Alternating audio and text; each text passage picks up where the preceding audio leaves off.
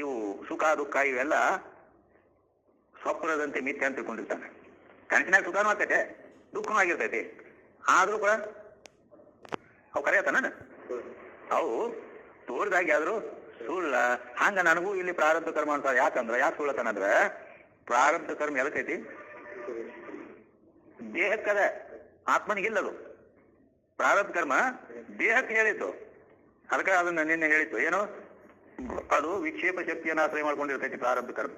ವಿಕ್ಷೇಪ ಶಕ್ತಿ ಅಂದ್ರೆ ಕಾರ್ಯಕ್ಕೂ ವಿಕ್ಷೇಪ ಕೈ ಇದೆ, ಅವಿದ್ಯೆಯ ಕಾರ್ಯ ಐತಿದು, ಇದನ್ನ ಆಶ್ರಯ ಮಾಡ್ಕೊಂಡೈತಿ ಅಂತೇಳಿ ನಾ ಅದಕ್ಕೆ ಏನು ಎಷ್ಟು ಸುಖ ಕೊಡ್ಬೇಕು, ಏನು ದುಃಖ ಕೊಡ್ಬೇಕು, ಅದು ಕರ್ಮ ಅಂತ ಅದಕ್ಕೆ ಕೊಡ್ಬೇಕದು. ಹಿಂಗ ಅದಕ್ಕ ಆ ರೀತಿ ಹೋಗ್ಬೇಕು. ಅದನ್ನೇನು ಬದ್ಲಿ ಮಾಡ್ಲಕ್ಕಂತೂ ಬರಂಗಿಲ್ಲ ಅಂತ ಈ ರೀತಿ ಅವ ದೇಹಕ್ಕೈತಿ ನನಗೇನಿಲ್ಲ, ಯಾಕೆ ದೇಹನ ಅಲ್ಲ ಅಂತ ಮೊದಲೇ ತಿಳ್ಕೊಂಡಾನ ನಿಜವನ್ನ ಯೋಗಿ. ಆದ್ದರಿಂದ ಅದರ ಬಗ್ಗೆ ದುಃಖ ಪಡೋದಿಲ್ಲ. ಮತ್ತೆ ಹಂಗ ಪದ್ಮಪತ್ರ ಮಿವಾಂಬತ, ಕಮಲ ಪತ್ರದಂತೆ ಕಮಲ ನೀರೊಳಗೆ ಇದ್ರು ಕೂಡ ನೀರಿನ ಸಂಪರ್ಕ ಹೆಂಗ ತಗೊಳ್ಳೋದಿಲ್ಲೋ ಹಂಗ ಅವನು ಈ ಪ್ರಾಪಂಚಿಕ ವ್ಯವಹಾರ ಈ ಜಗತ್ತಿನೊಳಗೆ ಇದ್ರು ಕೂಡ ಈ ಜಗತ್ತಿನ ಯಾವ ಬರ್ತಕ್ಕಂತ ಸುಖ ದುಃಖ ಇವೆಲ್ಲ ಏನ್ ಬರ್ತಾವಲ್ಲ ಅವು ಯಾವ ಸಂಬಂಧ ತಗೊಳ್ಳಂಗಿಲ್ಲ. ಅದಕ್ಕೆ ಗೀತೆಯಲ್ಲಿ ಯೋನ ಹೃಷ್ಯತಿ ನ ದ್ವೇಷ್ಟಿ ನ ಶೋಚತಿ ನ ಕಾಂಕ್ಷತಿ ಶುಭಾಶುಭ ಪರಿತ್ಯಾಗಿ ಭಕ್ತಿಮಾನ್ಯ ಸಮೇ ಪ್ರಿಯ ಅಂತ ಗೀತೆಯಲ್ಲಿ ಭಗವಂತ ಹೇಳ್ಯಾರ. ಯಾವನು ಯೋನ ಹರ್ಷತಿ, ಅವನು ಸಂತೋಷ ಪಡಂಗಿಲ್ಲ, ನನಗೆ ಹಿಂಗಾಯ್ತು ಅಂತೇಳಿ. ನ ದ್ವೇಷ್ಟಿ, ದ್ವೇಷನೂ ಮಾಡಂಗಿಲ್ಲ. ಅನುಕೂಲ ವಸ್ತು ಒಂದದ್ದು ಸುಖ ಬಂದ್ರ ಹರ್ಷ ಆಗ್ಬೋದು, ದುಃಖ ಬರೋಣ ಮತ್ತೆ ವಾಲ್ಯ ಅಥವಾ ಅದೇ ಬೇಡ ಹಂಗ ಹಿಂಗ ದ್ವೇಷನೂ ಇಲ್ಲ. ನ ಶೋಚತಿ ನ ಕಾಂಕ್ಷತಿ, ಶೋಕನೂ ಮಾಡಂಗಿಲ್ಲ, ನ ಕಾಂಕ್ಷತಿ ಕಾಮನೂ ಮಾಡಂಗಿಲ್ಲ. ಇದು ಬೇಕಾದ ಬೇಕಾದ ಬಡದಾಡಲ್ಲ. ಶುಭಾಶುಭ ಪರಿತ್ಯಾಗಿ, ಅಲ್ಲಿ ಶುಭ ಅಶುಭ ಅನ್ನೋದು ಒಳ್ಳೇದು ಕೆಟ್ಟದು ಅನ್ನೋದು ಇವೆಲ್ಲ ಬಿಟ್ಟಿರ್ತಾನೆ. ಈ ರೀತಿ ಇದ್ದವ ಮೇ ಪ್ರಿಯ, ಅವ ನನಗೆ ಬಹಳ ಪ್ರಿಯದ ನೋಡು ಅಂತ ಭಗವಂತ ಹೇಳ್ಯಾನ. ಯಾಕಂದ್ರೆ ಈ ರೀತಿ ಅವ ನಿಜವನ್ನರಿದು ಯೋಗಿ ಹಿಂಗಿರ್ತಾನು. ಆದ್ದರಿಂದ ಅವನಿಗೆ ಯಾವ ಪ್ರಾರಬ್ಧ ಕರ್ಮಾನುಸಾರವಾಗಿ ಬರ್ತಕ್ಕಂಥ ಸುಖ ದುಃಖ ಮೊದಲು ಮಾಡಿಕೊಂಡು ಯಾವೂ ಅವನ ಮೇಲೆ ಪರಿಣಾಮ ಮಾಡುವುದಿಲ್ಲ. ಆದ್ರಿಂದ ಜ್ಞಾನ ಯೋಗಿ ಸಾಕ್ಷಾತ್ ಆ ಪರಮಾತ್ಮನ ಸ್ವರೂಪವೇ ಇರ್ತಾನು. ಯಾಕಂದ್ರ ಬ್ರಹ್ಮವೇದ ಬ್ರಹ್ಮ ಇವ ಭವತಿ ಅಂತ ಶ್ರುತಿ ಹೇಳಿದ. ಬ್ರಹ್ಮನನ್ನ ತಿಳಿದವ ಬ್ರಹ್ಮವೇ ಇರ್ತಾನ. ಆದ್ರಿಂದ ನಿಜವನ್ನರಿದ ಯೋಗಿಗೆ ಆ ಕರ್ಮದ ಕಾಟ ಅಂತ ಹೇಳ್ಕೊಂಡು ಬಂದಿದ್ದಾರೆ. ಇನ್ನ ಈ ಪ್ರಪಂಚದಲ್ಲಿ ತೋರತಕ್ಕಂಥ ಇವು ಎಲ್ಲ ಏನು ಜಗತ್ತಿನ ಆಗು ಹೋಗು ಇವೆಲ್ಲ ಅವನಿಗೆ ಏನು ಪ್ರತೀತಿ ಆಗ್ತಾವಲ್ಲ, ಆದ್ರೂ ಕೂಡ ಅವ ಇದನ್ನೆಲ್ಲ ಸುಳ್ಳು ಅಂತ ತಿಳಿದಿರ್ತಾನು. ಅದ್ ಹೆಂಗ ತಿಳಿದಿರ್ತಾನು ಸುಳ್ಳು ಅಂತ ಅನ್ನೋದಕ್ಕ ಒಂದನೇ ನುಡಿಯೊಳಗ ಹೇಳ್ತಾರ. ಕನಸಿನೋಳ್ ಅರಸಿಗೆ ಬಡತನವಾಗಿ ತಜ್ಜನಿತ ದುಃಖವನು ಎಚ್ಚರೋಳು ನೀಗಿದಂತೆ. ಇಲ್ಲಿ ತನ ದೃಷ್ಟಾಂತ, ಇದು ಇಲ್ಲಿ ತನ ದೃಷ್ಟಾಂತ. ಯಾಗ ಅರಸಿಗೆ ಅಂದ್ರೆ ರಾಜಾಗ ಕನಸಿನೋಳ್ ಬಡತನವಾಗಿ, ಕನಸಿನ್ಯಾಗ ಬಾಳ ಬಡತನ ಬಂದಿತ್ತು ನಮ್ಗೆ, ಹೊರಗಡೆ ರಾಜ ಅದನ. ಆದ್ರ ತಜ್ಜನಿತ ದುಃಖವನು ಎಚ್ಚರೋಳು ನೀಗಿದಂತೆ ಅಂದ್ರ ಕನಸಿನಾಗ ಆಗೈತಿ, ಎಚ್ಚರಿಕೆ ಆಯ್ತು ಅನ್ಕೊಳ್ಳೇನ. ಆ ಬಡತನ ಬೀಳ್ಕೊಂಡ್ ತಿನ್ನೋದು ಇಷ್ಟೆಲ್ಲ ದುಃಖ ಅವು ಎಲ್ಲ ಇಲ್ಲ. ಯಾಕಂದ್ರೆ ನಾನು ರಾಜ ಅದೇನಿ ಅನ್ನೋದು ಏನಾಗತ್ತೆ. ಹಾಗೆ ಈಗ ದೃಷ್ಟಾಂತದಲ್ಲಿ ತನಗೆ ಸಂಸ್ಕೃತಿ ಮಾಯಾ ವಿಕೃತಿಯಂ ತೋರೆ ಮತ್ತೆ ಅನುಭವದಿಂದ ಅರಿದೊಡೆ ಪುಸಿಯಂದು ಅಂದ್ರ ತನಗೆ ಸಂಸ್ಕೃತಿ ಮಾಯಾ ಸಂಸ್ಕೃತಿ ಮಾಯಾ ವಿಕೃತಿಯಂ ತೋರೆ, ತನಗ ಈ ಜನ್ಮ ಮರಣ ಈ ಎಲ್ಲ ಈ ದೇಹಾದಿ ಪ್ರಪಂಚ ಇವು ಎಲ್ಲ ತೋರ್ಲಿಕ್ಕೆ ಕಾರಣ ಏನು ಅಂದ್ರ ಇದು ಮಾಯಾ ವಿಕಾರ ಐತಿ. ಮಾಯಾ ಮೂಲಕವಾಗಿ ಅವಾಗ ತೋರ್ತೈತಿ. ತೋರಿದಾಗ ಆದ್ರೂ ಕೂಡ ಮತ್ತೆ ಅನುಭವದಿಂದ ಹರಿದೊಡೆ, ಮತ್ತ ಅದನ್ನ ತನ್ನ ಜ್ಞಾನ ರೂಪ ಅನುಭವದಿಂದ ಇದನ್ನ ನೋಡಿದ ಅಂತಂದ್ರ ಅಥವಾ ಜಾಗೃತ ಜ್ಞಾನ ಆಯ್ತು ಅಂದ ಕೂಡೇನ ಅವಾಗ ಏನಾಕತಿ ಪುಸಿ ಎಂದು ಪುಸಿ ಸುಳ್ಳ ಅಂತೇಳಿ ಹಿಂಗ ತಿಳ್ಕೋತಾನ. ಅಂದ ಮೇಲೆ ಆ ನಿಜವನ್ನರಿದ ಯೋಗಿಗೆ ಭಾವ ಕರ್ಮದ ಕಾಟ ಅಂತ ಹೇಳ್ತಾರ. ಅಂದ್ರ ಕನಸಿನೋಳ ಅರಸಿಗೆ ಬಡತನವಾಗಿ, ಅರಸಿ ಅಂದ್ರೆ ರಾಜ, ಅವಾಗ ಕನಸು ಬಿತ್ತು. ರಾಜಾಗೂ ಭಯಂಕರ ಗೊತ್ತಿಲ್ಲ. ಇಲ್ಲಾಂದ್ರೆ ತಿಲಕನೋರ್ವ ಊರಿನಲ್ಲಿ ಮೂಲಕ ಧರ್ಮಶಾಲೆಯಲ್ಲಿ ಅತ್ತೆ ನಾವು ತಲೆ ಕಡೆಗೆ ಬಂದಿತ್ತದ. ಅಂದ್ರ ಅವ್ ತಿಳ್ಕಂದ್ರೆ ತಿಳ್ಕೊಳ್ತೀನಿ ನಾವು ಭಿಕ್ಷುಕ, ಅವಾಗ ರಾಜ ಆಗಿದ್ನಿ ಅಂತ ಹಿಂದೆ ಕನಸು ಬಿದ್ದಿತ್ತ. ಹಂಗೂ ಬೇಕತಿ ಎಲ್ಲ ರಾಜಾಗ ನಾ ತಿಳ್ಕೊಂಡ್ ತಿನ್ನೋ ಭಿಕಾರಿ ಭಿಕ್ಷುಕ ಅದೇನೆ ತಾವು ಹೆಂಗೂ ಬೇಬೋದು. ಏನೇನು ಬೇಕತಿ ಹಿಂಗ ಕನಸು ಬಿದ್ದಿತ್ತು ರಾಜ. ನಾ ಬೇಡ್ಕೊಂತಿಲ್ಲ, ಯಾರು ಹಸುದು ಹಟ್ಟಿ ಒಂದ್ ಸಾವನು ಇದಾಗ್ಲಕತೈತಿ, ಒಂದ್ ರೊಟ್ಟಿ ಕುಡಿ ಅಂದ್ರೆ ಯಾರು ಕೊಡವಲ್ರ. ಅಯ್ಯಪ್ಪ ಏನ್ ತ್ರಾಸ, ಏನ್ ಸುದ್ದಿ ಅಂತ ಹಿಂಗೆಲ್ಲ ಇಲ್ಲಿ ಅವಾಗ ದುಃಖ ಆಗ್ತಿತ್ತು. ಈ ರೀತಿ ಅವಾಗ ಯಾಕಂದ್ರ ಮತ್ತೊಬ್ಬ ರಾಜ ಸೋತಿಗೆ ಹಿಂಗೆಲ್ಲ ಇದು ಆಗಿತ್ತು. ಅಷ್ಟರಲ್ಲಿ ಅವಾಗ ಯಾತ್ರೆ ಆಗ್ಬಿಡ್ತು. ಏನಾಯ್ತು? ಯಾತ್ರೆ ಆಗ್ಬಿಡ್ತು. ಯಾತ್ರೆ ಆಯ್ತು ಅಂದ್ರ ಆಗ ಅವ ನಾ ಭಿಕ್ಷಾ ಬೇಡಿ ತಿಂತೀನಿ ಅನ್ನೋದೊಂದು ದುಃಖ ಅವ್ಗೆ ಹೇಳಕ್ಕಾಗತ್ತೆ ಐತೇನೆ. ಅವಾಗ ಯಾತ್ರೆ ಆದ್ಮೇಲೆ ಇಲ್ಲಿ ಯಾಕಂದ್ರೆ ನಾನು ಬಂಗಾರ ಪಲಂಗ ಮೇಲೆ ಮಲ್ಕೊಂಡೇನಿ, ರಾಜ ವೈಭವ ಐತಿ, ಅದೆಲ್ಲ ತೋರಿದ್ದು ಸುಳ್ಳ ಅಂತ ಹೇಳಿ ತಿಳ್ಕೊತಾನ. ಹಾಗೆ ಮಾಯಾ ವಿಕೃತಿ ತೋರೆ ಸಂಸ್ಕೃತಿ ಅಂದ್ರ ಆ ಮಾಯಾ ವಿಕಾರ ಮೂಲಕವಾಗಿ ತೋರಿದ ಈ ದೇಹಾದಿ ಪ್ರಪಂಚ ಅವನಿಗೆ ಕಂಡ್ರೂ ಕೂಡ ಅವ ಆ ಜೀವತ್ವದಿಂದ ದುಃಖಿಯಾಗಿ ಹಿಂಗೆಲ್ಲ ದುಃಖ ಪಟ್ಟಿನಿ ಅಂತೇಳಿ ಇದು ಪ್ರತೀತಿ ಆದ್ರೂ ಕೂಡ ಸದ್ಗುರು ಸತ್ಶಾಸ್ತ್ರಗಳ ಮೂಲಕವಾಗಿ ಏನ್ ಅವನಿಗೆ ಜ್ಞಾನ ಆಗಿರ್ತದಲ್ಲ, ನಿಜವನ್ನರಿದ ಯೋಗ ಜ್ಞಾನ ಆಗಿರ್ತದೆ, ಜ್ಞಾನ ಆಗಿರ್ತದೆ. ಆ ಶುದ್ಧ ಚೈತನ್ಯ ಸ್ವರೂಪವೇ ನಾನಿದ್ದೇನೆ ಅಂತ ಅವಾಗ ಜ್ಞಾನ ಆದದ್ದರಿಂದ ಇದೆಲ್ಲ ತೋರಿದಾಗೆ ಆದ್ರೂ ಕೂಡ ಇದು ಮತ್ತದನ ಅನುಭವದಿಂದ ಇದೊಡೆ ಪುಸಿ ಅಂದು ಇದೆಲ್ಲ ಸುಳ್ಳೈತಿ, ಇದೆಲ್ಲ ಸುಳ್ಳೈತಿ. ಅದಕ್ಕನ ಯಥಾ ಮುಹೂರ್ತೆ ಸ್ಯಾತ್ ಸಂವತ್ಸರ ಶತಭ್ರಮ ತಥಾ ಮಾಯಾವಿಲಾಸೋಯಂ ಜಾಯತೆ ಜಾಗೃತಿ ಭ್ರಮ ಅಂತ ಹೇಳ್ಕೊಂಡ. ಹೆಂಗ ಮುಹೂರ್ತ ಒಂದೊಂದು 10-15 ನಿಮಿಷದಲ್ಲಿನ ಒಬ್ಬ ಬ್ರಹ್ಮಚಾರಿಗೆ ಮಕ್ಕಳು ಲಗ್ನ ಆಯ್ತು, ಮಕ್ಕಳು ಹುಟ್ಟಿದ್ರು, ಮೊಮ್ಮಕ್ಕಳು ಹುಟ್ಟಿದ್ರು, ಮರಿ ಮಕ್ಕಳು ತನ ಹುಟ್ಬಿಟ್ಟು ಕುರಿ ಹಿಂಡಿನ ಗತೆ ಆಗ್ಬಿಡ್ತು. ಹಿಂಗೆಲ್ಲ ಅವನಿಗೆ ತೋರಿದಾಗೆ ಆದ್ರೂ ಕೂಡ ಅವಾಗ ಅದನ್ನ ಎತ್ತರ ಆದ ಕೂಡಲೇ ಮಿಥ್ಯ ಅಂತಾನೆ. ಮತ್ತ ಅವಾಗ ಏನಾದ ಹಾನಿ ಮಾಡ್ತೇನೆ ಅದ ಏನಿಲ್ಲ. ಹಂಗ ಅದರಂತೆ ಮಾಯಾ ವಿಲಾಸೋಯಂ ಜಾಯತಿ ಜಾಗ ಅದು ಒಂದು ಭ್ರಮ ಅದ, ಸ್ವಪ್ನ ಅನ್ನೋದು. ಹಂಗ ಈ ಮಾಯಾ ವಿಲಾಸ ಏನೈತಲ್ಲ, ಮಾಯಾ ಕಾರ್ಯವಾದಿ ಈ ದೇಹಾದಿ ಪ್ರಪಂಚ ಇದೆಯಲ್ಲ ಇದನ್ನು ಒಂದು ಜಾಗೃತ ಭ್ರಮ ಐತಿ ಅಂತ ಹಿಂಗವ ತಿಳ್ಕೋತಾನ. ಆದ್ದರಿಂದ ಅವನಿಗೆ ಆವ ಕರ್ಮದ ಕಾಟಾಕತಿ. ಅಲ್ಲದೆ ಈ ಸಂಸಾರ ಮಿಥ್ಯ ಅನ್ನುವಲ್ಲಿ ನೆನಸಿನ ಕೆಳ ಜಗವೆಲ್ಲ ಖುಷಿ ಕನಸಿನಂದದಿ ನಿತ್ಯವಲ್ಲ ಅಂತನೂ ನಿಜಗೊಂಡು ಹೇಳಿದ ಪ್ರಕಾರ ಇವು ಕನಸಿದ್ದಂಗೆ ಐತಿ ಇದು ಒಂದು ಅಂತೇಳಿ ಅದ್ರ ಬಗ್ಗೆ ಅವ ತನಗೆ ದುಃಖದ ಪರಿಣಾಮ ಏನೂ ಆಗೋದಿಲ್ಲ.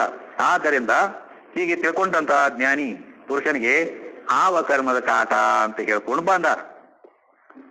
ಇನ್ನ ಮ್ಯಾಲೆ ಈ ಜಗತ್ ಹೆಂಗೈತಿ ಅಂದ್ರೆ ಕನಸಿನ ಗತಿ ಐತಿ ಅಂತ ಹೇಳಿದ, ಇನ್ನು ನಾ ಹೆಂಗದೇನಿ ಅನ್ನೋ ತನ್ನ ಬಗ್ಗೆ ಅವನಿಗೆ ಏನ್ ಅನುಭವ ಜ್ಞಾನ ಇರ್ತದೆ ಅದನ್ನ 2ನೇ ನುಡಿಯಿಂದ ಹೇಳ್ತ. ಧರೆ ಮೊದಲಾದ ಅಖಿಳ ಆವರಣಾತೀತ ಪರಮ ಈ ದೇಹಾದಿಗಳಿಗೆ ಅನ್ಯ ಜೀವ. ಪರಮಾತ್ಮ ಹೆಂಗದಾನು? ಧರೆ ಮೊದಲಾದ ಅಖಿಳ ಆವರಣಾತೀತದನ. ಜೀವ ಹೆಂಗದಾನು? ಈ ದೇಹಾದಿಗಳಿಗೆ ಅನ್ಯವಾಗಿದಾನು. ಎರಡಾಗಿ ತೋರೆ ಅವ ಪರಮಾತ್ಮ ನಾ ಜೀವಾತ್ಮ ಅಂತಿಂಗ ಎರಡ ಭಾಗ ಬ್ಯಾರೆ ಬ್ಯಾರೆ ತೋರಿದ್ರು ಕೂಡ ತದ್ಗತ ಗುಣ ನೇತಿಯಂ ಅಂದ್ರ ಆ ಎರಡರಲ್ಲಿ ಶಿವಜೀವಂತಕ್ಕಂತ ಇಬ್ಬರಲ್ಲಿ ಏನು ಗುಣ ಐತಲ್ಲ ಗುಣ, ಆ ಗುಣ ನೇತಿಯಂ. ಗುಣ ಅಂದ್ರೆ ನಾವು ಸರ್ವಜ್ಞದನ, ನಾ ಕಿಂಚಿತ್ನದನಿ, ಅವ ಪರಿಪೂರ್ಣದನ, ನಾ ಪರಿಚಿನ್ನದನಿ, ಇವೆಲ್ಲ ಗುಣಗಳಿವು. ಯಾಕಂದ್ರ ತ್ರಿಗುಣಾತ್ಮಕ ಮಾಯಿಂದ ಬಂದದ್ದು ಅವು. ಆದ್ರಿಂದ ಯುವಕರನ್ನ ನೇತಿ ಅಂದ್ರೆ ತೆಗೆದು ಹೋಗ್ಬಿಟ್ರೆ, ಅವಕರನ್ನ ತೆಗೆದು ಹೋಗ್ಬಿಟ್ರೆ. ನಾ ಹಿಂದೊಂದು ದೃಷ್ಟಾಂತ ಹೇಳಿದ್ವಿ. ಹೆಂಗ ಅವ್ ರಾಜ ಅದನ್ನು ಒಬ್ಬ ಕುರಿ ಕಾಯವ, ಅವನದು ಕುರಿ ಹಿಂಡ, ಇವೊಂದು ಸೈನ್ಯ, ಎರಡು ಬಿಡೋದು. ಅವನ್ ರಾಜ ಪೋಷಕ, ಇವನು ಕಂಬಳಿ ಪಟ್ಕ, ಇವು ಹಳಿ ಕೆರುವ ಬುಡಿಗಿ ಇವೆಲ್ಲ ಯುವಕರನ್ನು ಬಿಡೋದು.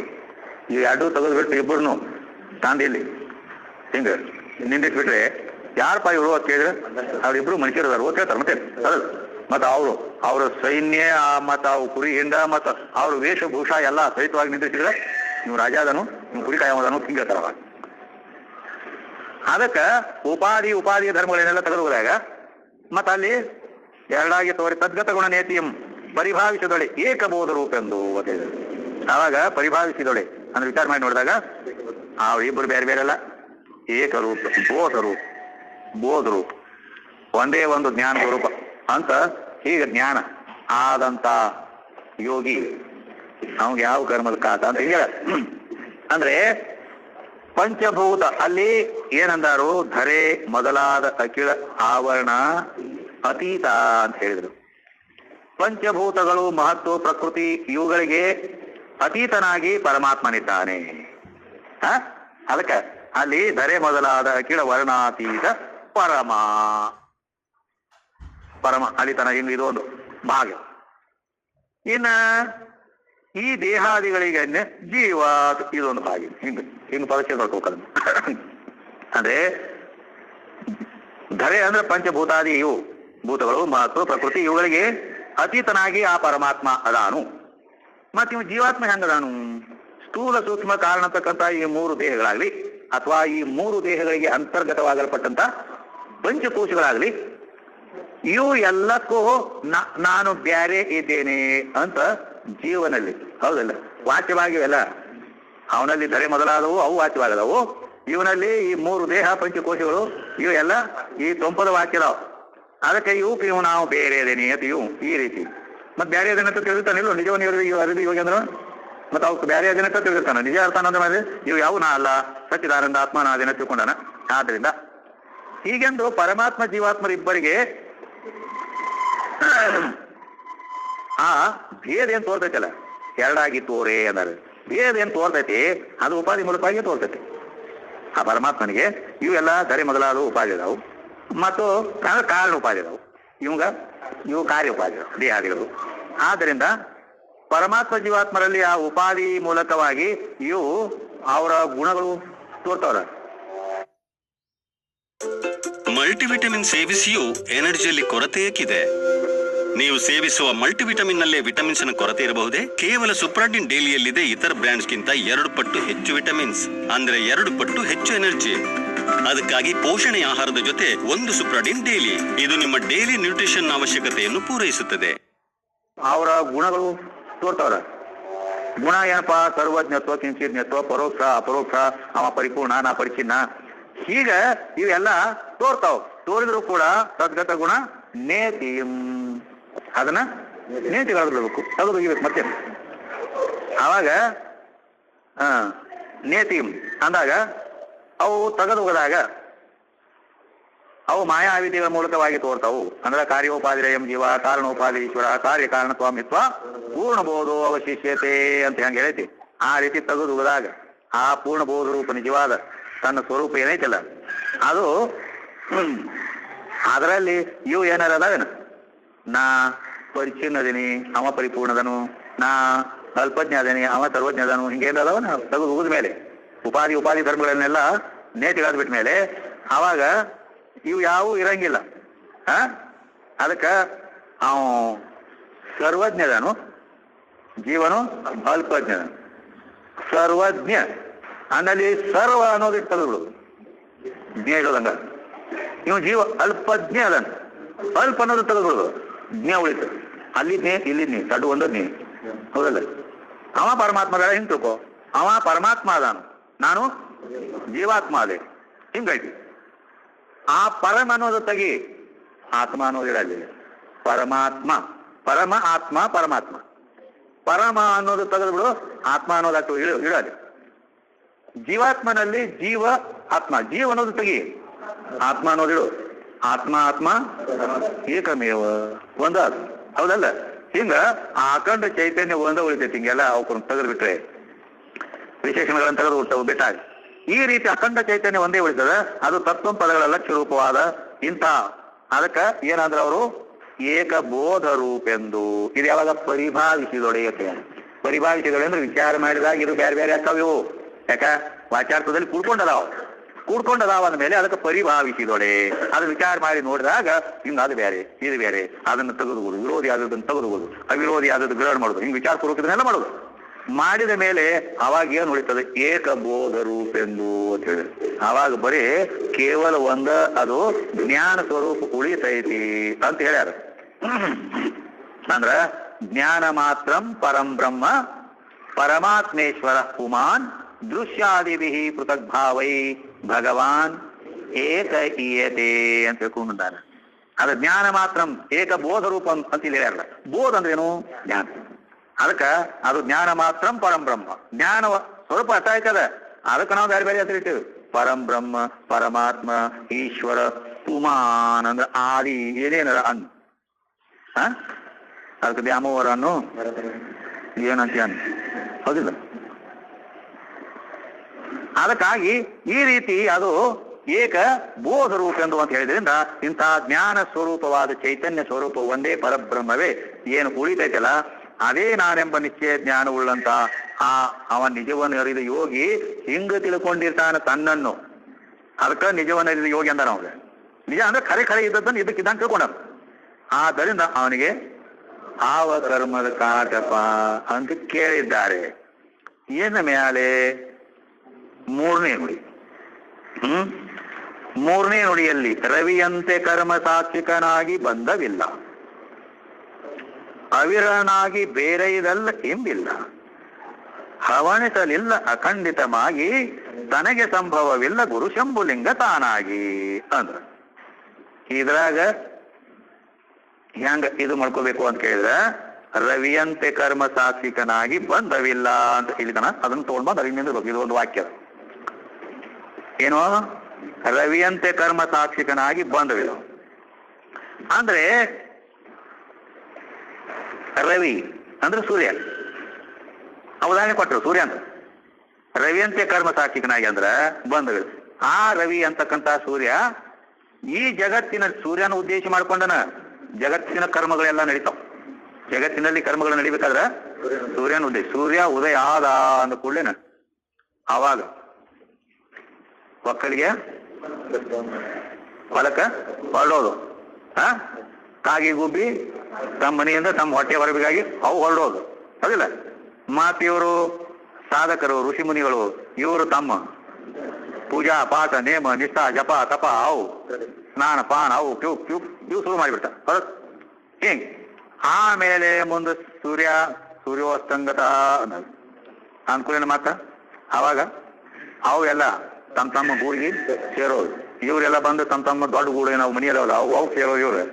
ಹಿಂಗೆಲ್ಲ ಅವ್ರ ಮತ್ ಇವರು ಸಾಯಂಕಾಲ ಮತ್ತ ಮಂದಿರದಲ್ಲಿ ಗಂಟಿ ಬಾರ್ ಪೂಜಾ ಮಾಡು, ಮತ್ತ ಸ್ನಾನ ಪಾನ ಮಾಡ್ಕೋಬೇಡ, ಪೂಜಾ ಪಾಠ ಮಾಡು, ಜಪ ತಪ ಏನ್ ಮಾಡ್ತೀವಿ, ಮತ್ತ ಸಂಧ್ಯಾ ವಂದನೆ ಅದು ಅಂದಾಗ ಮತ್ತೆ ಅಲ್ಲಿ ಯಾವಾಗ ಸಾಯಂಕಾಲದ ಇವು ನಡೀತಾವ. ಆದ್ರ ಇವಕ್ ಏನಾರ ಸಂಬಂಧ ಆ ಸೂರ್ಯ ಸಂಬಂಧ ಐತೆ ಅವ್ ಏನ್ ಸಂಬಂಧ ಅದ? ಮತ್ತೆ ಈ ಸೂರ್ಯ ಉದಯ ಆದಂದ್ರ ಇವ್ರು ತಮ್ಮ ಕೆಲಸ ಶುರು ಮಾಡ್ತಾರೆ. ಯಾರು? ಇವರೆಲ್ಲ ಹೊಲ ಮನೆ ಇವರೆಲ್ಲ ಉದ್ಯೋಗ ಮಾಡೋರೆಲ್ಲ. ಮತ್ ಸೂರ್ಯ ಅಸ್ತ ಆದಂದ್ರ ಅವ್ರು ತಮ್ಮ ಕೆಲಸ ಶುರು ಮಾಡ್ತಾರೆ.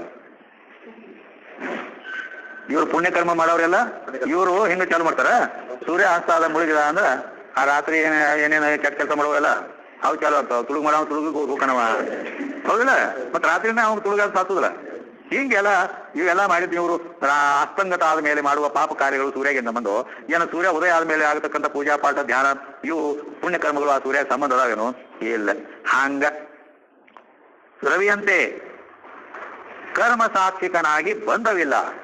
ಹಂಗ ಇವನು ಯಾವ ನಿಜವನ್ನರಿದ ಯೋಗಿ ಇವನು ಕೂಡ ಈ ಕರ್ಮಗಳು ಏನಾಗತಾವಲ್ಲ, ಈ ಲೌಕಿಕ ಕರ್ಮಗಳಾಗ್ತಾವ, ವೈದಿಕ ವ್ಯವಹಾರಗಳಾಗ್ತಾವ, ಇವು ಎಲ್ಲಕ್ಕೂ ಅವ ಸಾಕ್ಷಿ ರೂಪದಿಂದ ಇರ್ತಾನು. ಆದ್ದರಿಂದ ಸಾಕ್ಷಿ ರೂಪ ಇರ್ತಾನ ಅಂದ ಮೇಲೆ ಬಂಧವಿಲ್ಲ. ಕರ್ಮನ ಬಂಧಕ್ಕೆ ಕಾರಣದಾವ್ ಕರ್ಮನ ಬಂಧಕ್ಕೆ ಕಾರಣದಾವ್. ಮತ್ತ ಆ ಕರ್ಮಗಳ ಇವಂಗ ಸಂಬಂಧ ಇಲ್ಲ ಅಂದ ಮೇಲೆ ಮತ್ತ ಯಾಕಂದ್ರೆ ಮೂಲ ಕರ್ಮ ಕಾಯ ವಾಚ ಮನಸ್ಸಿನಿಂದ ಆಗ್ತಾವ. ಹೌದಾ? ಆ ಕಾಯ ಅಂದ್ರೆ ದೇಹದಿಂದ ಆಗೋದು, ಮತ್ತು ವಾಚ ಅಂದ್ರೆ ವಾಣಿಯಿಂದ ಆಗೋದು, ಮನಸ್ಸಿನಿಂದ ಆಗ್ತಾವ. ಇವು ಮೂರು ನಾ ಅಲ್ಲ ಅಂತ ತಿಳ್ಕೊಂಡ ನಾವು. ಹೌದಲ್ಲ? ದೇಹನ ಅಲ್ಲ ಅಂದ್ಮೇಲೆ ದೇಹದಿಂದ ಆಗುವ ಕಾರ್ಯ ನನಗೇನ್ ಸಂಬಂಧ? ಈ ವಾಣಿನ ಅಲ್ಲ ಅಂದ್ಮೇಲೆ ಅದರಿಂದ ಆಗ್ತಕ್ಕಂಥ ಒಬ್ಬರಿಗೆ ಸ್ತುತಿ ಮಾಡಿದ್ರೆ ಪುಣ್ಯ ಬರ್ತೈತಿ, ಬೈದಂದ್ರೆ ಪಾಪ ಬರ್ತೈತಿ. ಈ ಕರ್ಮ ನನಗೇನ್ ಸಂಬಂಧ ಅದು? ಮತ್ತು ಮನಸ್ಸುನೂ ನಾ ಅಲ್ಲ. ಮತ್ತ ಅಂದ ಮೇಲೆ ಇವುಗಳಿಂದ ಆಗ ಆ ಕರ್ಮ ನನಗೇನ್ ಸಂಬಂಧ ಅಂದ ಮೇಲೆ ಆ ಕರ್ಮದಿಂದ ಆಗತಕ್ಕಂತ ಬಂಧವಿಲ್ಲ ಇವನಿಗಿಲ್ಲ. ಉಳಿದ ಅಜ್ಞಾನಿ ಒಟ್ಟಕ್ಕೂ ಬಂಧನಕ್ಕೊಳಗಾಕೋತ ಹೋಗ್ಬಿಡ್ತಾನೆ. ಹೆಂಗ ಕರ್ಮ ಜಾಲದೊಳು ಸಿಲ್ಕಿ ಅಲ್ಲಿ ಸಿಕ್ಕೊಂಡು ಬಿಟ್ಟಿರ್ತಾನ. ಎಕಡೆ ಹೋದ್ರು ಅದು ಕಾಲಿಗೆ ಸುತ್ಕೋತ ಹೋಗ್ಬಿಡ್ತೈತಿ. ಬೇಡ ರೇಷ್ಮೆ ಹುಳದ ಗತೆ ಸುತ್ತಿ ತನ್ನ ಪೂರ ಬಂಧನಕ್ಕೊಳಗ್ ಮಾಡ್ಕೋತಾನ. ಕರ್ಮವೇ ಕಾರಣ. ಆದ್ರಿಂದ ಈ ರೀತಿ ಅವ ಬಂಧನಕ್ಕೆ ಒಳಗಾಗ್ತಾನೆ ಅಜ್ಞಾನಿ. ಆ ರೀತಿ ಇವನು ಏನು ಆ ಕರ್ಮಗಳಿಂದ ಈ ನಿಜವನ್ನ ಅರಿದ ಯೋಗಿಗೆ ಬಂಧ ಇಲ್ಲ ಅಂತ ಹೇಳ್ಯಾರ. ಹೌದಿಲ್ಲ? ಇನ್ನ ರವಿಯಂತೆ ಕರ್ಮ ಸಾತ್ವಿಕನಾಗಿ ಬಂಧವಿಲ್ಲ. ಇನ್ ಮುಂದೇನು ಅವಿರಳನಾಗಿ ಬೇರೆ ಇದಲ್ಲಿ ಇಂಬಿಲ್ಲ. ಇಲ್ಲಿತನ ಏನದು? ಅವಿರಳನಾಗಿ ಬೇರೈದಲಿಂಬಿಲ್ಲ. ಅವಿರಳನಾಗಿ ಅಂದ್ರ ಅವ ಪರಿಪೂರ್ಣದಾನ ಅಂದ ಮೇಲೆ ಬೇರೆ ಐದಲ್ಲಿ ಇಂಬಿಲ್ಲ. ಮತ್ತೊಂದು ಕಡೆ ಎಲ್ಲಿಗೆ ಹೋಗ್ಬೇಕಪ್ಪ ಅವ ಏನ ಅಂದ್ರ ಪರಿಚಿನ್ ಇದ್ರ ಅದು ಇಲ್ಲಿದು ಅಲ್ಲಿಗೆ ಹೋಗ್ಬೇಕು. ಯಾಕ ಇಲ್ಲೇ ಇದ್ದ ಅಲ್ಲಿ ಹೋಗೋದು. ಈಗ ಹಿಂಗ ಅಲ್ಲಿ ಹೋಗೋದು ಇಲ್ಲಿಗೆ ಹೋಗೋದು ನಡಿತೈತಿ. ಪರಿಪೂರ್ಣ ವಸ್ತುನ ಅಂದ ಮೇಲೆ ಅದನ್ನ ಹೇಳಿದ್ನಲ್ಲ, ಒಂದು ಬಾಟ್ಲಿ ಒಳಗೆ ಪೂರಾ ನೀರು ತುಂಬಿ, ಅರ್ಧ ಬಾಟ್ಲಿ ನೀರು ತುಂಬಿ ಅರ್ಧ ಆ ಬಾಟ್ಲಿ ಹಿಂಗ ಬೂಚ ಮ್ಯಾಲ ಇದ್ದದನ್ನ ಕೆಳಗ್ ಮಾಡ್ರಿ. ಆ ನೀರೆಲ್ಲ ಯಾವ್ದಕ್ ಬರ್ತಾವ? ಈ ಕಡೆ ಕಂಠದ ಕಡೆ ಬರ್ತಾವ. ಅದ್ರ ಬಾಟ್ಲಿ ಬಾಯಿ ಕಡೆ ಬರ್ತಾವ, ಕಂಠದ ಕಡೆ. ಅದ್ ಬೂಚ್ ಹಾಕಿ ಇದು ಮಾಡೈತಿ. ಮತ್ತ ಅದನ್ನ ಹಿಂಗ್ ತಿರುವಿ ಹಿಂಗ ಮತ್ತ ಬೂಚ್ ಮ್ಯಾಲಿ ಈ ಹಿಡಿದಾಗ ಈ ತಳದ ಕಡೆ ಬರ್ತಾವ. ಹೌದಲ್ಲ? ಯಾಕಂದ್ರ ಅವು ಅರ್ಧ ತ್ವಾರೆ ಅದಾವ ಅಂತೇಳಿ ಈ ಕಡೆ ಆ ಕಡೆ ಈ ಕಡೆ ಹಿಂಗ್ ಬರೋದು ಹೋಗೋದು ಮಾಡ್ತಾವ. ಪೂರಾ ಅದ್ರ ಕುತ್ತಿಗೆ ಮಠ ಬೂಚಿನ ತನಕಾನು ಪ್ಯಾಕ್ ಪೂರಾ ನೀರು ತುಂಬಿ ಅದಕ್ಕೆ ಬೂಚ್ ಹಾಕಿ ಆ ಬಾಟ್ಲಿ ಹಿಂಗ ಮಾಡ. ಏನಾಗತ್ತೇನು? ಏನಾಗಲ್ಲ. ಎಲ್ಲ ಹಿಂಗ ಮಾಡ. ಹೆಂಗ ಮಾಡಿದ್ರು ತಲೆ ತಳಕ್ ಮಾಡು, ಬುಡ ಮೇಲೆ ಮಾಡು, ಹೆಂಗ ಮಾಡಿದ್ರು ಅದು ನೀರು ಅಳಗಳಂಗೆ ಇಲ್ಲ. ಅದು ಹೆಂಗೈತೆ ಹಂಗ ಪ್ಯಾಕ್ ಹಂಗ ಇರ್ತೈತಿ. ಯಾಕಂದ್ರ ಪರಿಪೂರ್ಣ ಐತಿ. ಹಂಗ ಇವ ಆ ಆತ್ಮ ಸ್ವರೂಪದ ದೃಷ್ಟಿಯಿಂದ ಅವ ಪರಿಪೂರ್ಣ ಎಲ್ಲಾ ಕಡೆಗೂ ತುಂಬ್ಕೊಂಡು ಪ್ಯಾಕ್ ಆಗ್ಯಾನ ಹಂಗ ನೀರಿನ ಗತೆ. ಅಂದ್ಮೇಲೆ ಮತ್ತೆ ಎಲ್ಲಿ ಹೋಗೋದು ಎಲ್ಲಿ ಬರೋದು? ಬೇರೆ ಇದಲ್ ಇಂಬಿಲ್ಲ ಅಂತ ಹೇಳ್ಯಾರ ಅವರು. ಅದಕ್ಕೆ ಎಲ್ಲಿಗೆ ಹೋಗೋದು ಬರೋದು ಇಲ್ಲ. ಅದಕ್ಕೆ ಯಾವ ಲೋಕಕ್ಕಾಗ್ಲಿ ಯಾವ ಜನ್ಮಕ್ಕಾಗ್ಲಿ ಅವ ಹೋಗೋದು ಬರೋದು ಮಾಡ್ತಾನೆ ಏನಂದ್ರೆ ಇಲ್ಲಿ. ಯಾಕಂದ್ರೆ ಅಲ್ಲಿ ಮೊದಲು ಪ್ರಧಾನವ ಹೀಗೆ. ಅದಕ್ಕೆ ಬೇರೆ ಇದಲ್ಲಿ ಇಂಬಿಲ್ಲ ಅಂತ ಹೇಳಿದ್ರು. ಮುಂದೆ ಏನಂದಾರು ಅಂದರೆ ಆ ಹವಣಿಸಲಿಲ್ಲ ಅಖಂಡಿತಮಾಗಿ ಅಂದ. ಅಂದ್ರೆ ಅದನ್ನ ಸ್ವಲ್ಪ ಅನ್ವಯ ಮಾಡ್ಕೋಬೇಕು. ಅಂದ್ರೆ ಅಖಂಡಿತವಾಗಿ ಹವಣಿಸಲಿಲ್ಲ ಹಿಂಗ್ ಮಾಡ್ಕೋಬೇಕು. ಅಖಂಡಿತವಾಗಿ ಹವಣಿಸಲಿಲ್ಲ. ಅಖಂಡಿತವಾಗಿ ಅಂದ್ರೆ ಅವ ಅಖಂಡದಾನ ಅಂತೇಳಿ ಹವಣಿಸಲಿಲ್ಲ ಅಂದ್ರೆ ಆರ್ತಿಗೆ ಬರ್ಲಿಲ್ಲ. ಅಖಂಡವಾಗಿ ಅಲ್ಲಪ್ಪ ಅಲ್ಲೊಂದು ಸೀಮೆಗಲ್ಲು ಹಾಕಿತ್ತು ಅಂದ್ರ ಅದನ್ನ ಅಲ್ಲಿ ಅಳತಿ ಒಳಕ್ ಬರ್ತೈತಿ. ಇಲ್ಲಿದು ಆ ಕಲ್ಲು ತನಕ ಇಷ್ಟು ಫೂಟ್ ಐತಿ, ಆ ಕಲ್ಲದಿಂದ ಮುಂದಿನ ಸೀಮೆಗಲ್ ತನ ಈಸ್ಟ್ ಫೂಟ್ ಐತಿ ಅಂತ ಹವಣಕ್ಕಂದ್ರ ಅಳತಿಗೆ ಇವು ಬರ್ತಾವ. ಅಳತಿ ಮಾಡ್ಲಾಕ್ ಬರ್ತಾವ. ಎಲ್ಲ ಸೀಮೆಗಲ್ಲ ತಗೋದು ಅಖಂಡಿದ್ರ ಹೆಂಗಾರ ಅಳಿಯೋದಿಲ್ಲ. ಏನ್ ಇಟ್ಟು ಅಟ್ಟು ಐತೆ ಅಂತ ಅಳಿಲಾಕ್ ಬರ್ತೈತೆ. ಯಾವ ದೇಶ ಅದಕ್ಕೆ ಯಾವ್ದಕ್ಕೆ ದೇಶದಿಂದ ಅಂತಿಲ್ಲ, ಕಾಲದಿಂದ ಅಂತಿಲ್ಲ, ವಸ್ತುವಿನಿಂದ ಅಂತಿಲ್ಲದ ವಸ್ತುವನ್ನ ಅಳಿ ಅಂದ್ರೆ ಹೆಂಗ್ ಅಳಿಯೋದು? ಅಂದ್ರ ಈಗ ಆಕಾಶ ಎಲ್ತಾನ ಐತಿ ಒಂದ್ ಜನ ಮಾಪ್ ಮಾಡ್ಕೊಂಡ್ ಬಾಳ್ಕೊಡ್ಬಾ ಅಂದ್ರ ಇವ್ ನೋಡಪ್ಪ ಎಲ್ಲಿ ಹದಿನೈದು ಬರ್ತೈತೆ. ಹೌದಲ್ಲ? ಆದ್ದರಿಂದ ಅದಕ್ಕಲ್ಲಿ ಹವಣಿಸಲಿಲ್ಲ ಅಖಂಡಿತಮಾಗಿ ಹವಣಿಸಲಿಲ್ಲ. ಅವ ಅಖಂಡದನು. ಅಖಂಡ ಇದ್ದದ್ರಿಂದ ಅಳತೆಗೆ ಬರೋದಿಲ್ಲ ಅಂತ ಹೇಳ್ಯಾರ. ಆದ್ದರಿಂದ ಇಷ್ಟೇ ಅಷ್ಟೇ ಅಂತ ಅಳತಿ ಅಲ್ಲಿ ಇಲ್ಲ. ಮತ್ತ ಮುಂದೆ ಏನಂದಾರು ಅಂದ್ರೆ ಗುರು ಶಂಭುಲಿಂಗ ತಾನಾಗಿ ತನಗೆ ಸಂಭವವಿಲ್ಲ ಗುರು ಶಂಭುಲಿಂಗ ತಾನಾಗಿ ಅಂತ ಮುಂದೆ. ಅಂದ್ರೆ ತನಗೆ ಸಂಭವವಿಲ್ಲ ಗುರು ಶಂಭುಲಿಂಗ ತಾನಾಗಿ ಅಂತ ಇದೊಂದು ಭಾಗ ಬೇರೆ ಮಾಡ್ಕೋಬೇಕು. ಅದ್ರಾಗ ಅನ್ವಯ ಮಾಡ್ಕೊಳ್ಳೋದೇನು? ಗುರು ಶಂಭುಲಿಂಗ ತಾನಾಗಿ ತನಗೆ ಸಂಭವವಿಲ್ಲ. ಅಂದ್ರೆ ಅದು ಕರ್ತೃಕರ್ಮ ಕ್ರಿಯಾಪದ ಪ್ರಕಾರ ಕನ್ನಡದಲ್ಲಿ ಅದರ್ಥ ಬಾರಿ ಬರ್ತದೆ. ಅಂದ್ರ ಗುರುಶಂಭುಲಿಂಗವೇ ತಾನಾಗಿ ತನಗೆ ಸಂಭವವಿಲ್ಲ. ಆ ಗುರುಶಂಭುಲಿಂಗವೇ ತಾನಾಗಿ ಅಂದ್ಮೇಲೆ ಆ ಪರಮಾತ್ಮನ ತಾನಾಗಿದ್ದಾನ. ಪರಮಾತ್ಮನೇ ತಾನಾದ ಮೇಲೆ ಸಂಭವವಿಲ್ಲ, ತನಗೆ ಸಂಭವವಿಲ್ಲ ಅಂತ ಹೇಳಿದ್ರೆ. ತನಗೆ ಸಂಭವವಿಲ್ಲ ಅಂದ್ರೆ ತನಗ ಸಂಭವ ಅಂದ್ರೆ ಭಗವದ್ಗೀತಾ ನೋಡಿ ಏನು ಸಂಭವಾಮಿ ಯುಗೆ ಯುಗೆ ಅಂತ ಹೇಳ ಸಂಭವ. ಯದಾ ಯದಾ ಹಿ ಧರ್ಮಸ್ಯ ಗ್ಲಾನಿರ್ಭವತಿ ಭಾರತ ಅಭ್ಯುತ್ಥಾನ ಧರ್ಮಸ್ಯ ತದಾತ್ಮಾನಂ ಸೃಜಾಮ್ಯಹಂ ಪರಿತ್ರಾಣಾಯ ಸಾಧೂನಾಂ ವಿನಾಶಾಯ ಚತುಷ್ಕೃತಾಂ ಧರ್ಮ ಸಂಸ್ಥಾಪನಾರ್ಥಾಯ ಸಂಭವಾಮಿ ಯುಗೆ ಯುಗೆ ಸಂಭವಾಮಿ. ನಾನು ಪ್ರತಿಯುಗದಲ್ಲಿ ಸಂಭವಾಮಿ ಅಂದ್ರೆ ಹುಟ್ಟಿ ಬರುತ್ತೇನೆ ಅಂತ ಹೇಳ. ಅದಕ್ಕೆ ಗುರು ಶಂಭುಲಿಂಗ ತಾನಾಗಿ ಸಂಭವ ಇಲ್ಲ. ಸಂಭವ ಇಲ್ಲ. ಆ ಸಂಭವ ಅಂದ್ರೆ ಜನ್ಮ ಹುಟ್ಟಿ ಬರುವುದಿಲ್ಲ. ಆ ಪರಮಾತ್ಮನ ತಾನಾಗಿ ಅಂದ್ರೆ ಪರಮಾತ್ಮ ಹುಟ್ಟೋದು ತಾವುದೈತೆ ನಾವಾಗ ಐತೇನೆ ಇಲ್ಲ. ಮತ್ತ ನಿಮ್ಮ ಪರಮಾತ್ಮ ಸ್ವರೂಪವೇ ಆಗಿಬಿಟ್ಟ ಮೇಲೆ ಹುಟ್ಟೋ ತಾವುದು ನಿಮ್ಗೆ ಐತಿ. ಈ ರೀತಿ ನಾನು ಪರಮಾತ್ಮ ಸ್ವರೂಪವೇ ಆಗಿಬಿಟ್ಟೀನಿ, ಆ ಗುರುಶಂಭುಲಿಂಗವೇ ನಾನಾಗಿದ್ದರಿಂದ ನನಗ ಸಂಭವವಿಲ್ಲ ಅಂದ್ರೆ ಆ ಜನ್ಮ ಮರಣದ ಸಂಬಂಧವೇ ಇಲ್ಲ ಅಂತ ಈ ರೀತಿ ತಿಳ್ಕೊಂಡು ಬಿಟ್ಟಿರ್ತಾನ. ಈ ರೀತಿ ಹುಟ್ಟು ಸಾವುಗಳು ತನಗೆ ಎಂದೂ ಇಲ್ಲ ಅಂತ ಹೇಳಿ ತಿಳ್ಕೊಂಡ ಜ್ಞಾನ ಯೋಗಿಯ ನಿಶ್ಚಯ ಹಿಂಗಿರ್ತದೆ. ನಾ ಹುಡ್ತೀನಿ ಸಾಯ್ತೀನಿ ಅಂತ ಇರಂಗಿಲ್ಲ. ಅಂದ ಮೇಲೆ ಅವನಿಗೆ ಆವ ಕರ್ಮದ ಕಾಟ, ಯಾಕ ಹಿಂಗ ಅರ್ಧ ಅಂದ್ರೆ ಅವನ ನಿಜವನ್ನ ಯೋಗಿ. ಈ ರೀತಿ ನಿಜವನ್ನ ಅರಿತಂತ ಯೋಗಿಗೆ ಆವ ಕರ್ಮದ ಕಾಟ, ಯಾವ್ದರ ಕರ್ಮದ ಕಾಟ ಕತೆನ. ಯಾಕಂದ್ರೆ ಇವು ಎಲ್ಲಕ್ಕೂ ಅವ ಸಾಕ್ಷಿ ಅದ, ಇವೆಲ್ಲಕ್ಕೂ ಎಲ್ಲ ಸಾಕ್ಷಿಯಾಗಿ ಅಲ್ಲೇ ಮೊದಲ ರವಿಯಂತ ಕರ್ಮ ಸಾಕ್ಷಿಕನಾಗಿ ಅಂತ ಹೇಳಿ, ರವಿಯಂತ ಕರ್ಮ ಸಾಕ್ಷಿಕನಾಗಿ ಅಂದ್ರೆ ಎಲ್ಲಕ್ಕೂ ಸಾಕ್ಷಿಯಾಗಿರ್ತಾನ. ಸಾಕ್ಷಿಯಾಗಿರ್ತಾನಂದ ಅಂದ್ರೆ ಅದಂಗ ಗೀತೆಯಲ್ಲಿ 13ನೇ ಅಧ್ಯಾಯ 27ನೇ ಶ್ಲೋಕ ಏನಂತ, ಉಪದ್ರಷ್ಟ ಹನುಮಂತ ಚ ಭಕ್ತ ಭೂತ ಮಹೇಶ್ವರ ಪರಮಾತ್ಮೇತಿ ಚಾಪ್ಯುಕ್ತೋ ದೇಹೇ ಅಸ್ಮಿನ್ ಪುರುಷ ಪರಹ. ಈ ರೀತಿ ಉಪದ್ರಷ್ಟ ಅಂದ್ರೆ ಸಾಕ್ಷಿ ಆಗುತ್ತೆ. ಆದ್ದರಿಂದ ಈ ರೀತಿ ಆ ಗುರು ಸಂಭುಲಿಂಗ ಸ್ವರೂಪನೇ ನಾನಿದ್ದೇನೆ ಅಂತ ಅಂದ ಮೇಲೆ ಆ ಹುಟ್ಟುದು ಸಾವುದು ಇದೆಲ್ಲ ನನಗೆ ಎಲ್ಲಿದೆ ಅಂತ ಈ ರೀತಿ ತಿಳ್ಕೊಂಡಿರ್ತಾನೆ. ಆದ್ದರಿಂದ ನಿಜವನ್ನರಿದ ಯೋಗಿಗೆ ಆವ ಕರ್ಮದ ಕಾಟ, ಹಿಂಗ್ಯಾವರ ಪಾಪ ಕರ್ಮ ಕಾಡ್ತಾವೇನು, ನರಕಕ್ಕೆ ಹೋಗ್ತಾವೇನು ಅದಕ್ಕಿಲ್ಲ. ಭಜನೆಯಿಂದ ಆವ ಪುಣ್ಯದೊಳಗೂಟ ಅಂದ್ರ ಆ ಈಶ್ವರ ನಾಮ ಚಾರಣೆ ಮೊದಲಾದ ಪುಣ್ಯ ಕರ್ಮಗಳನ್ನು ಮಾಡಿದ್ರಿಂದ ಅವಾಗ ಪುಣ್ಯ ಕರ್ಮದ ಕೂಟರ ಐತೇನು, ಸಂಬಂಧ ಐತೇನು ಅಂದ್ರೆ ಇಲ್ಲಿ. ಯಾಕಂದ್ರೆ ಪುಣ್ಯ ಕರ್ಮನು ಒಂದು ಬಂಗಾರ ಬೇಡಿ, ಅದು ಪಾಪ ಕರ್ಮ ಅನ್ನೋದು ಕೆಬ್ಬಿಣ ಬೇಡಿ. ಅದನ್ನ ಕೆಬ್ಬಿಣ ಬೇಡಿ ಹಾಕೊಂಡು ಹೋಗ್ತಾರೆ ಎಲ್ಲ. ಏನ್ ನಿನಗ ಕೆಬ್ಬಿಣ ಬೇಡಿ ಹಾಕೋದು ನಾವು ಬಂಗಾರ ಬೇಡಿ ಹಾಕ್ತು ಅಂದ್ರೆ ಅಲ್ಲ, ನೀನು ಬಂಗಾರ ಬೇಡಿ ಅದು ಯಾವ್ದು ಬಂಧನಕ್ಕ ಕಾರಣ ಅಲ್ಲ ಅದ. ಅದಕ್ಕ ಮತ್ತ ಅದು ಪುಣ್ಯ ಅಂದ್ರೆ ಮತ್ತ ಅದು ಒಂದು ಇದು ಕೊಡೋದಲ್ಲ, ಅದಿಲ್ಲ ಮತ್ತೆ ಜನ್ಮ ಕೊಡೋದದು. ಆದ್ದರಿಂದ ಈ ರೀತಿ ಆ ನಿಜವನ್ನರಿದ ಯೋಗಿಗೆ ಆವ ಕರ್ಮದ ಕಾಟ, ನಾವು ಪುಣ್ಯದೊಳಗುಟ ಅಂತ ಹೇಳಿ ಇಲ್ಲಿ ವಿಶೇಷ ಮಾತಿ. ಜಯ ಮಂಗಳಂ, ಜಯ ನಮ ಪಾರ್ವತಿ.